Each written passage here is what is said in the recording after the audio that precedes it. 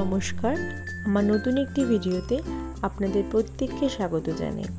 পোস্তের যে কোনো রেসিপি আমার ভীষণ পছন্দের। আজ আমি আপনাদের সাথে পটল পোস্ত রেসিপি শেয়ার করব।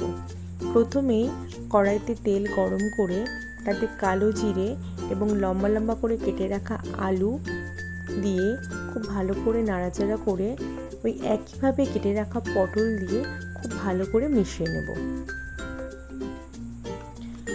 আলু এবং পটল খুব ভালো করে মিশিয়ে নেওয়ার পরে আমি দিয়ে দেব পরিমাণ মতো লবণ।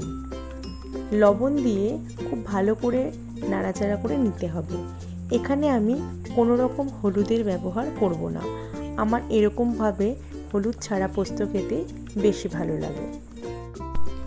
আলু এবং পটল একটু সেদ্ধ হয়ে গেলে দিয়ে দেব পেঁয়াজ কুচি এবং কিছুটা পরিমাণ টমেটো কুচি। সমস্ত উপকরণ দিয়ে আবারও কিছুক্ষণ খুব ভালো করে ভেজে নেব। সমস্ত উপকরণগুলো খুব ভালো করে ভাজা হয়ে গেলে একটি মিক্সিং জারে পরিমাণ মতো পোস্ত এবং কাঁচা লঙ্কা দিয়ে একটি পেস্ট তৈরি করে নেব।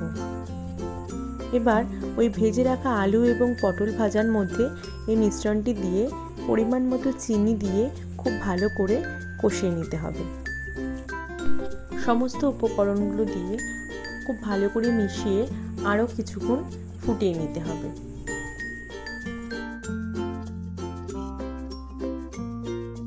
ব্যাস, তৈরি হয়ে গেল দুর্দান্ত স্বাদের এই পটল পোস্ত, যেটা কিন্তু গরম ভাতে খেতে অসাধারণ লাগে।